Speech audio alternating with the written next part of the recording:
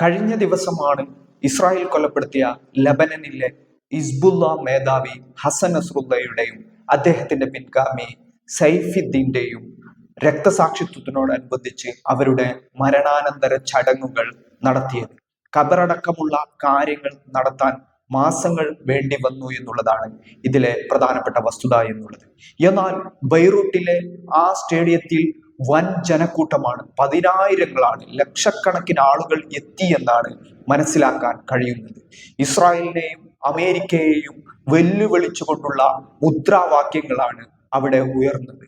അവിടെ ഇസ്രായേലിനും അമേരിക്കക്കും നാശവും അന്ത്യവും കുറിക്കുമെന്നുള്ള ഒരു പ്രഖ്യാപനമാണ് ഇവരുടെ അവസാന രക്തസാക്ഷിത്വ അതുമായി ബന്ധപ്പെട്ട ഖബറടക്കമുള്ള നമസ്കാരമടക്കമുള്ള ചടങ്ങുകളിൽ നടത്തിയിട്ടുള്ളത്.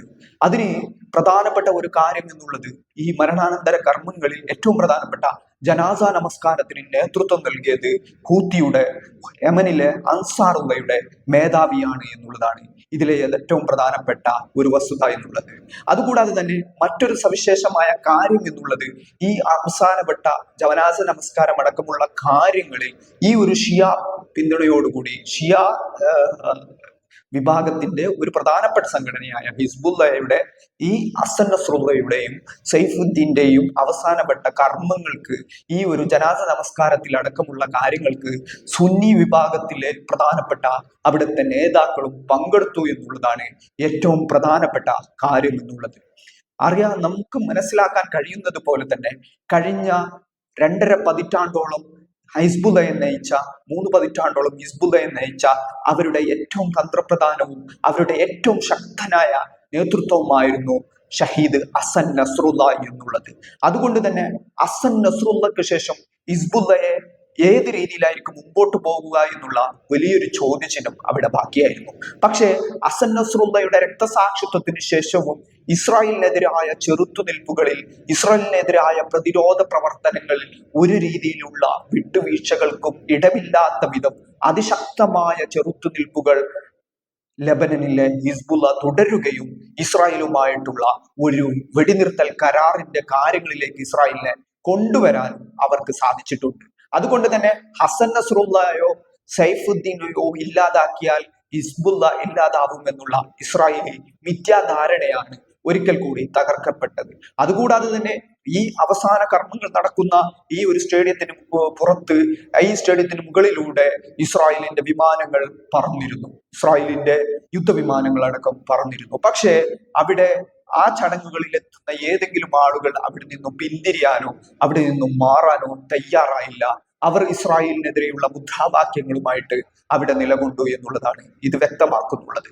അതുകൊണ്ട് തന്നെ ഹിസ്ബുള്ള ഒരിക്കൽ കൂടി അവരുടെ നിലപാട് വ്യക്തമാക്കിയിരിക്കുകയാണ്. അതായത് ഞങ്ങൾ ഉണ്ടാകാനിടയായ സാഹചര്യം എന്നുള്ളത് അത് ഇസ്രായേലിനെയും അമേരിക്കയെയും സാമ്രാജ്യത്വത്തെയും അടക്കമുള്ള അവരെ ഇല്ലാതാക്കുക എന്നുള്ള ഒരു ലക്ഷ്യം വെച്ചുകൊണ്ടാണ്. അതുകൊണ്ട് തന്നെ ഈ യുദ്ധവിമാനങ്ങളിൽ അവര് ഉയർത്തുന്ന വെടിയൊച്ചകൾക്കോ അല്ലെങ്കിൽ യുദ്ധവിമാനങ്ങൾ കൊണ്ട് ഉണ്ടാക്കുന്ന ആക്രമണങ്ങൾക്കോ ഞങ്ങളെ പിന്തിരിപ്പിക്കാൻ കഴിയില്ല എന്നുള്ള ഒരു പ്രഖ്യാപനമാണ് ഹിസ്ബുള്ള ഈ ഒരു സമയത്ത് പോലും നൽകിയിരിക്കുന്നത് എന്നതാണ് ഇതിൽ വ്യക്തമാവുന്ന കാര്യം എന്നുള്ളത്.